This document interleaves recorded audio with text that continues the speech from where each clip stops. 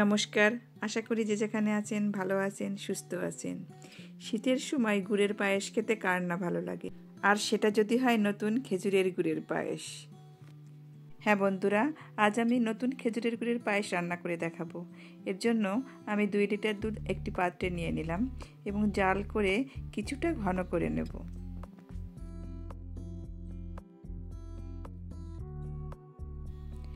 7 থেকে 8 মিনিট এভাবে দুধ আমি জাল করে ফুটিয়ে নেব।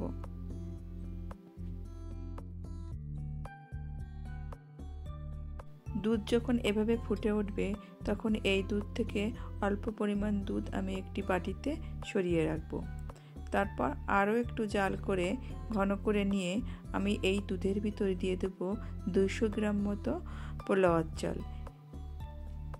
চাল আমি পরিষ্কার করে নিয়েছি, তবে আমি জল দিয়ে ধুয়ে নেইনি, কারণ পোলাওয়ার চাল ধুয়ে নিলে এর থেকে যে একটা সুগন্ধি আছে সেটা চলে যায়।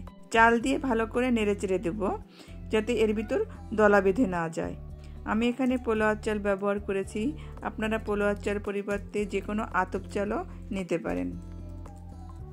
সুন্দর ফ্লেভারের জন্য এর সাথে আরও অ্যাড করে দিয়েছি 4টি এলাচ আমি ফাটিয়ে দিয়েছি। যে বলে আমি দুধ তুলে রেখেছিলাম ওই দুধের ভিতর দিয়ে দেবো 1 কাপের মতো খেজুরের গুড়। এই খেজুরের গুড় দিয়ে ভালো করে মিশিয়ে নেব। অনেক সময় ফুটান্ত দুধের ভিতরে যদি খেজুরের গুড় দেওয়া হয় দুধ কেটে যেতে পারে, তাই এইভাবে আলাদা করে গুড় দিয়ে দুধ দিয়ে একটি মিশ্রণ তৈরি করে নিতে হবে।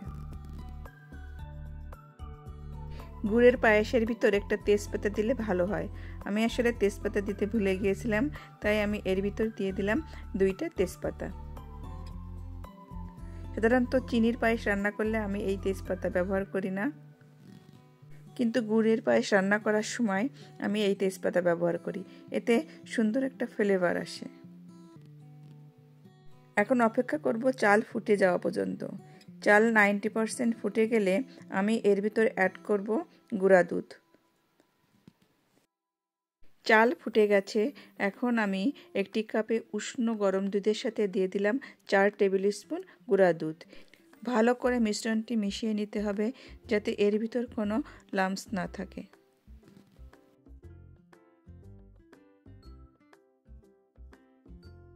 গুঁড়া দুধের এই মিশ্রণটি এখন পায়েসের ভিতর অ্যাড করে দেব, দিয়ে ভালো করে নেড়েচেড়ে মিশিয়ে দেব।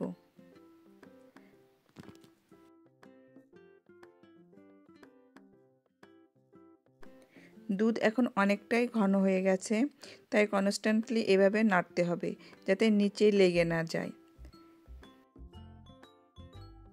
পায়েসের ভিতর আমি যে ফ্লেভারের জন্য তেজপাতা অ্যাড করেছিলাম ওই তেজপাতা এখন এই পায়েস থেকে তুলে নেব।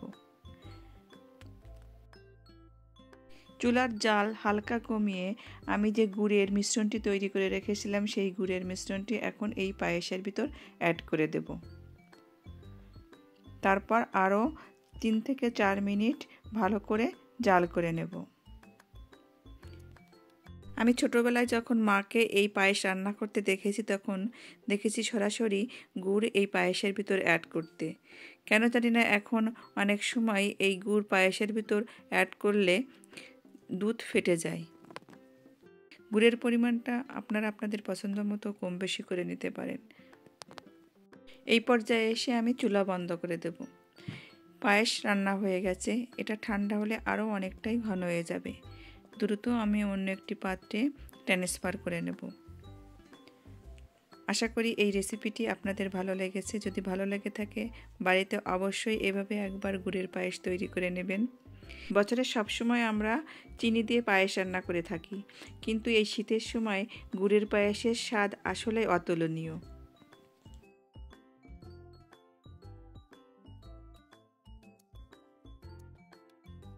আশা করি রেসিপিটি আপনাদের ভালো লেগেছে। যদি ভালো লেগে থাকে তবে লাইক এবং শেয়ার দিয়ে আমার পাশে থাকবেন, এবং নতুন কোনো বন্ধু হলে সাবস্ক্রাইব করার অনুরোধ রইল। আর যারা ইতিমধ্যে সাবস্ক্রাইব করে আমার পাশে আছেন তাদেরকে অসংখ্য ধন্যবাদ। আবার ফিরে আসবো নতুন কোনো রেসিপির সাথে, নতুন কোনো ভিডিওতে আপনাদের মাঝে। ততক্ষণ আপনারা ভালো থাকবেন, সুস্থ থাকবেন। ধন্যবাদ।